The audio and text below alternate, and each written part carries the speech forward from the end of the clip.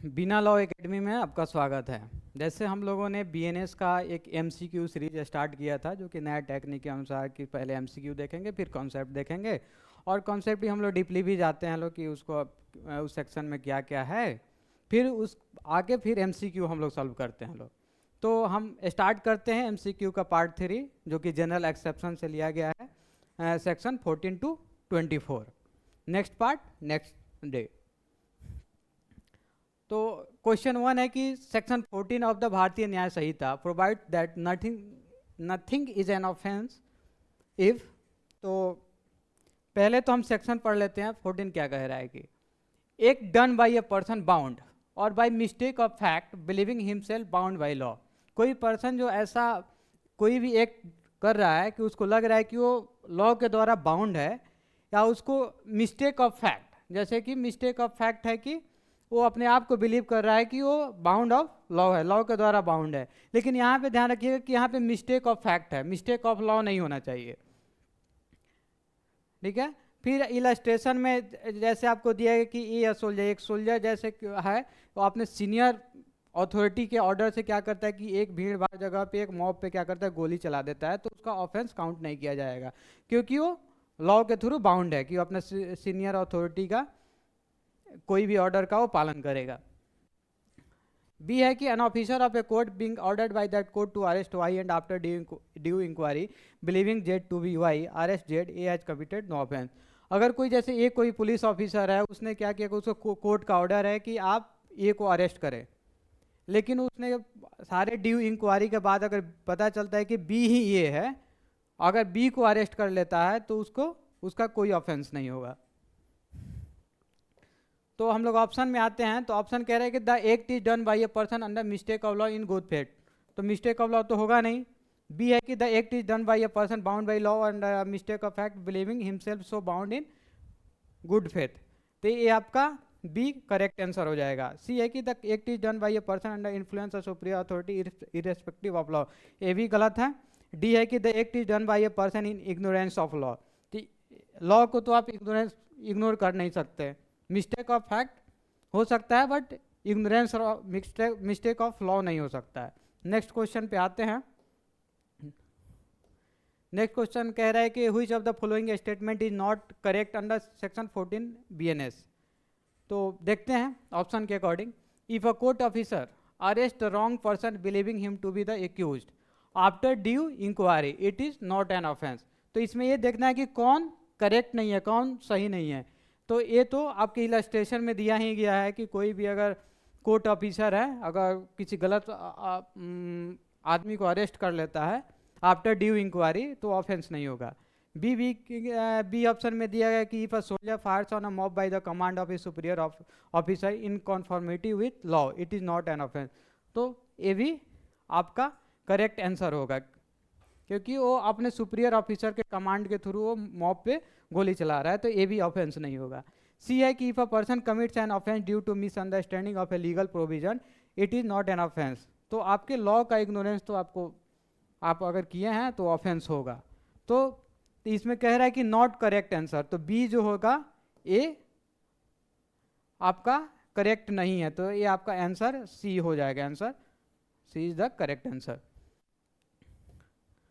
फिर 3 में दिया है कि the principle underlying section 14 BNS is based on, तो ए ऑप्शन दिया कि volenti non fit injuria, B दिया कि इग्नोरेंसिया जूरिस नॉन एक्सक्यूसाट, और सी दिया है कि रेस इप्सा लोकिशर, डी दिया है एक्टस रियस। तो अगर बी आते हैं इग्नोरेंसिया जूरिस नॉन एक्सक्यूसाट, के मतलब होता है कि ignorance of law is no excuse.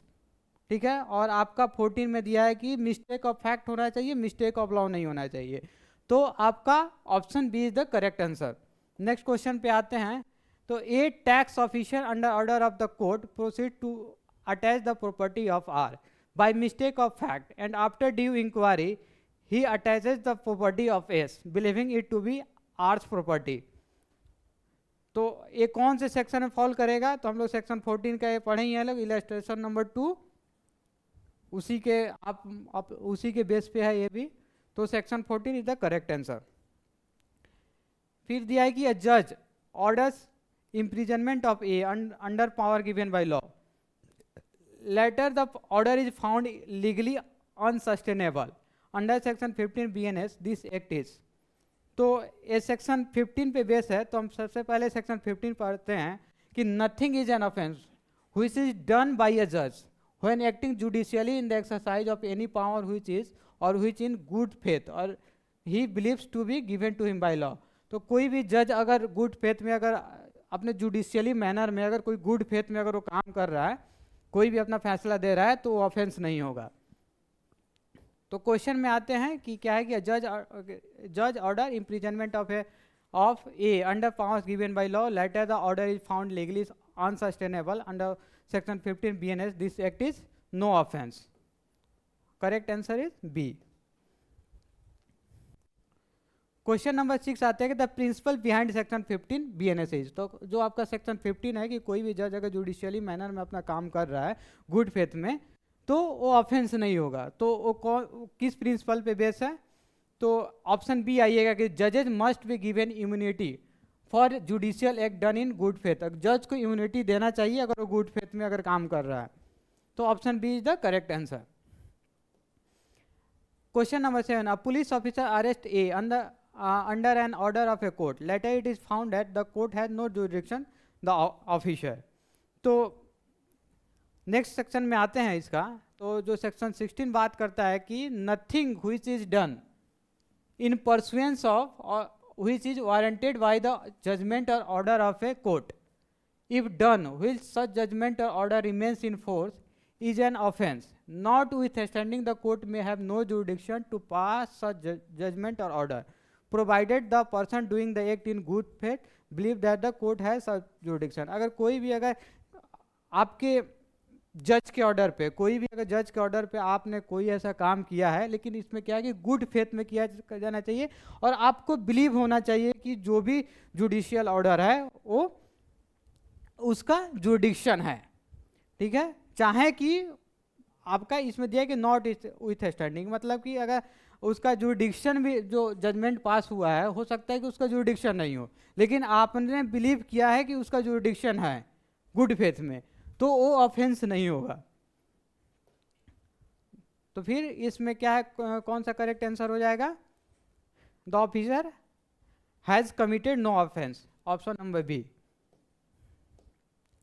फिर 8 में आएगी a bailiff attaches property of Z under a judgment of a court later the court is declare to have no jurisdiction the bailiff acted in good faith this act falls under which section of BNS। तो हम लोग पहले जो section 16 पढ़े थे लोग कि जो आपके कोई भी जजमेंट पे अगर कोई भी ऑफिसर अगर काम कर रहा है गुड फेथ में, अगर उसको लगता है कि उसके जो जज ऑर्डर पास किया वो कॉम्पिटेंट है, तो वो ऑफेंस नहीं माना जाएगा। तो section 16 is the correct answer. फिर 9 है कि A bystander sees B stabbing C believing B in committing murder A catches B and hands him over to police later it is prove that B acted in private defence. मतलब कि ए एक दर्शक देखता है कि B C को चाकू मार रहा है, ए यह मानकर कि बी हत्या कर रहा है उसे पकड़ लेता है और पुलिस को सौंप देता है। बाद में यह सिद्ध होता है कि बी ने निजी प्रतीक्षा प्राइवेट डिफेंस में कार्य किया था। यह कार्य BNS की किस धारा के अंतर्गत आता है? तो हम लोग नेक्स्ट सेक्शन 17 पढ़ते हैं लोग।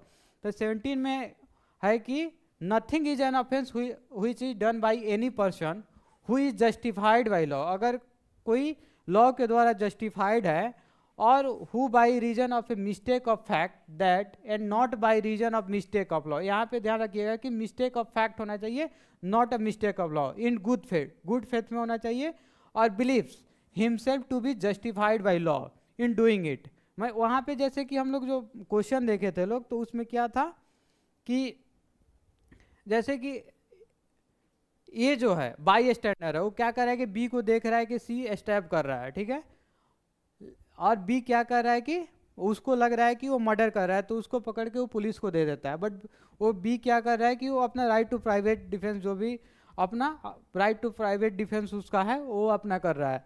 तो उसमें सेक्शन जो आपका 17 है वो ए को मिलेगा, सेक्शन 17 ए के अंडर फॉल करेगा और वो कोई ऑफेंस कमिट नहीं किया होगा। फिर 10 दिया गया सेक्शन 18 BNS अप्लाइज व्हेन। तो सेक्शन 18 जो है ये बात करता है कि an act is done accidentally without intention और knowledge in a lawful manner. तो आप सेक्शन 18 पढ़ते हैं कि तो कह रहा है कि nothing is an offence which is done by accident और मिस फॉर्चून।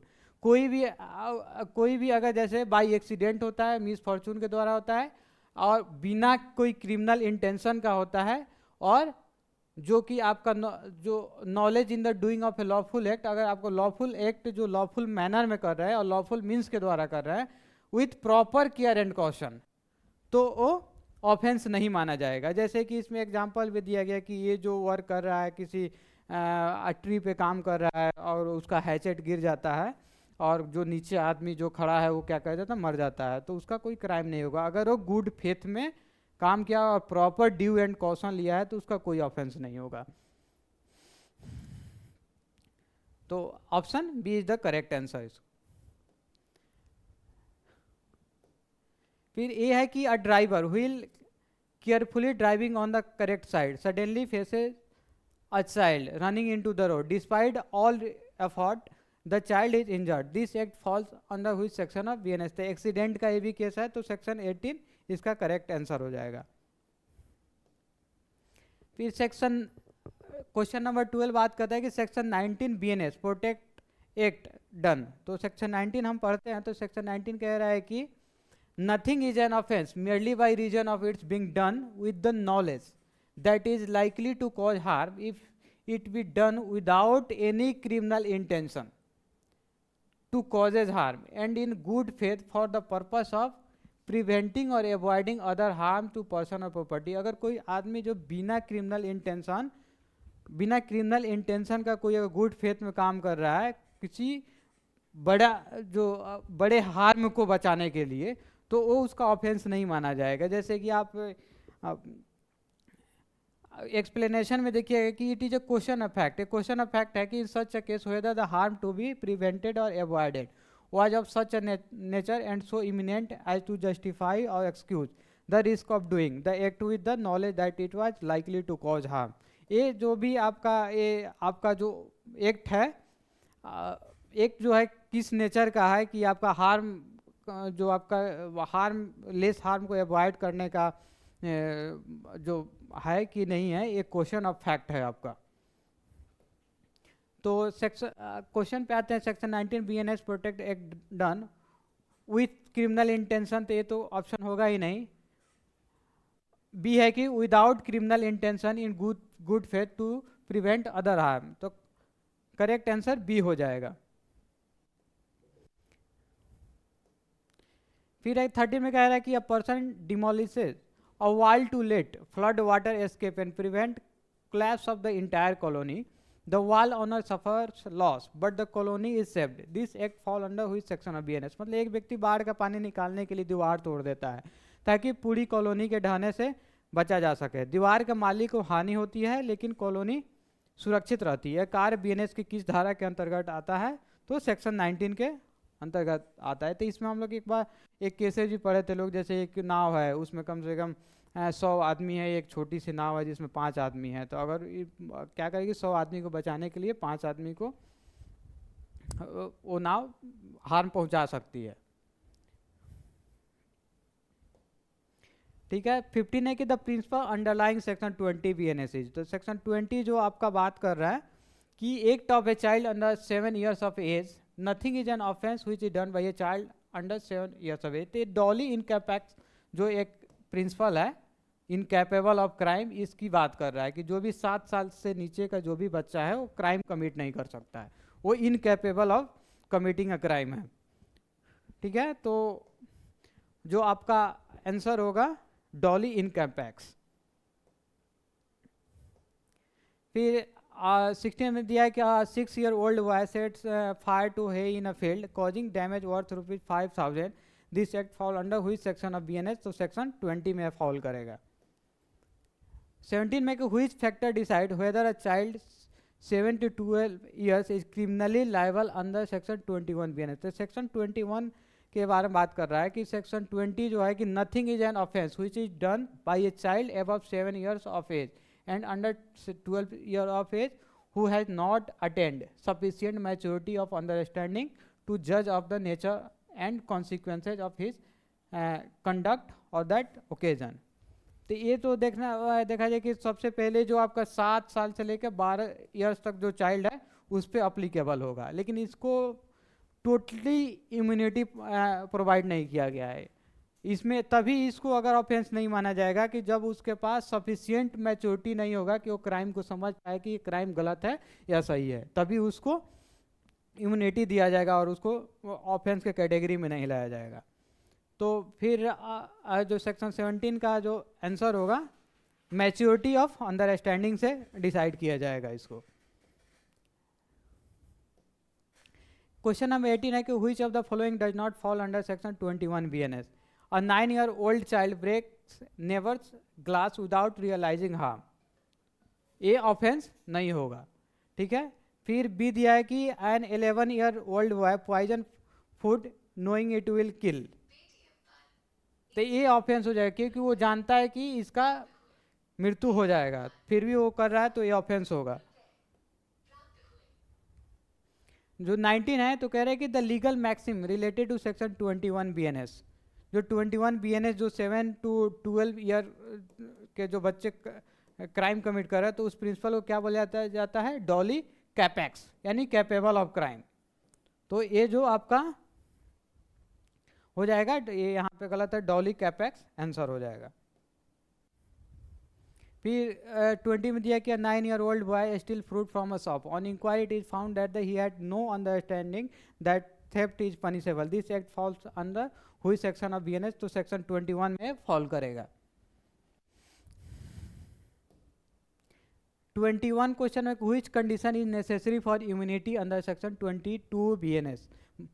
तो सेक्शन 22 BNS पहले हम देख लेते हैं कि सेक्शन 22 क्या कहता है कि nothing is an offence which is done by a person who at the time of doing it by reason of unsoundness of mind is incapable of knowing the nature of the act or that he is doing what is either wrong or contrary to law।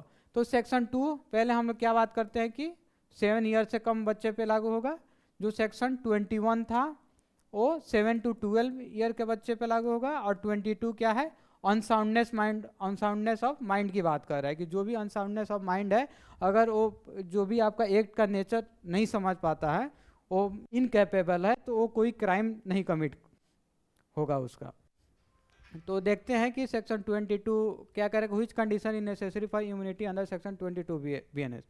तो इसका अगर option A देखते हैं कि accused must prove he was hospitalized for insanity, तो ये गलत होगा। Accused must be incapable of knowing nature of act और that it was wrong contrary to law, ठीक है, तो ये आपका करेक्ट आंसर हो जाएगा।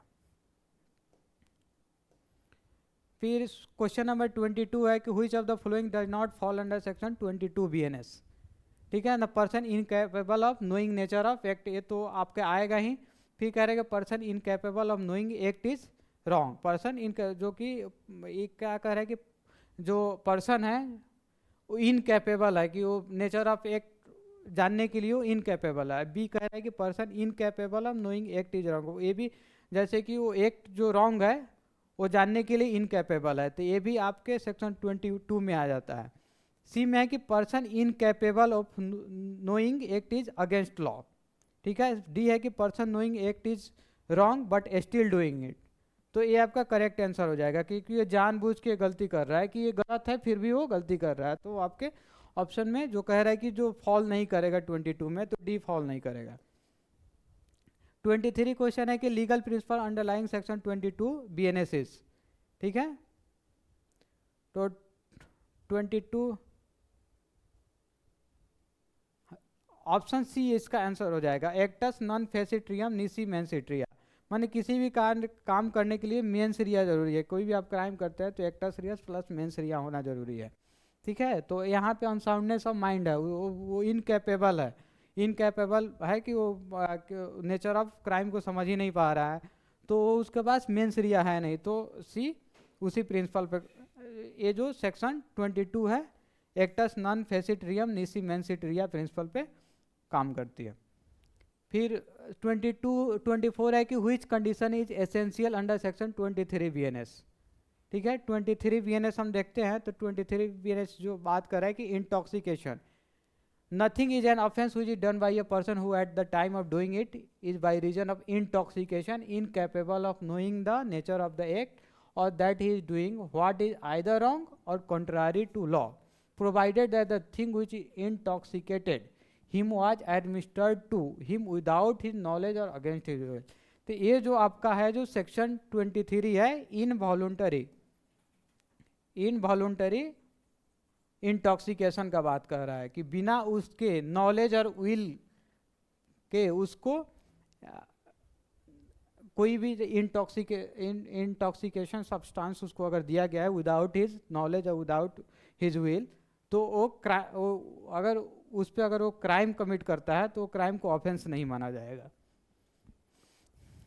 ऑप्शन देखते हैं कि intoxication must B caused by accused himself, नहीं, एक नहीं होगा। इंटॉक्सिकेशन मस्ट बी वॉलुंटरी, ये भी नहीं होगा क्योंकि इनवॉलुंटरी इंटॉक्सिकेशन है। फिर सी है कि intoxication must be against will और without knowledge, correct option is C. 25 correct, which of the following does not fall under section 23 BNS। तो इंटॉक्सिकेशन अगेंस्ट विल ये फॉल करेगा। फिर कह रहा है कि इंटॉक्सिकेशन विदाउट नॉलेज ये भी फॉल करेगा। इंटॉक्सिकेशन वॉलुंटरी कंज्यूम्ड ये फॉल नहीं करेगा। तो कुल मिला के कह रहा है कि नॉट फॉल अंडर, तो ये फॉल नहीं करेगा, तो ये करेक्ट आंसर हो जाएगा सी।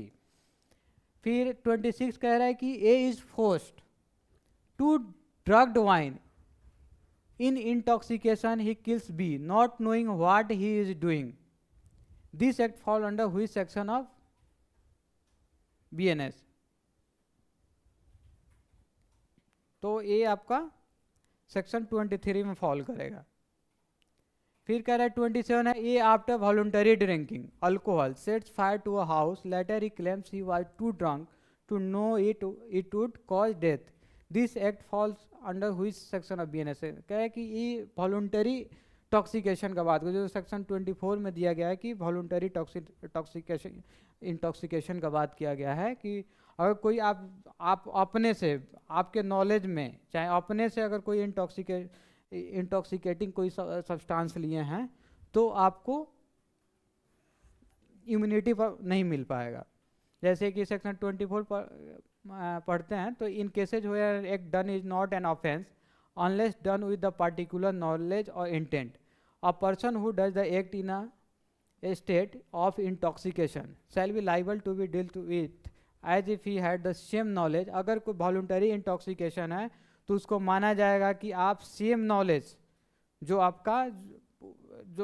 आपकी इंटॉक्सिकेटेड होने से पहले का जो आपका जो सेम इंटेंट और सेम नॉलेज आपका माना जाएगा अगर कोई क्राइम कमिट करते हैं इन केस ऑफ वॉलुंटरी इंटॉक्सिकेशन में।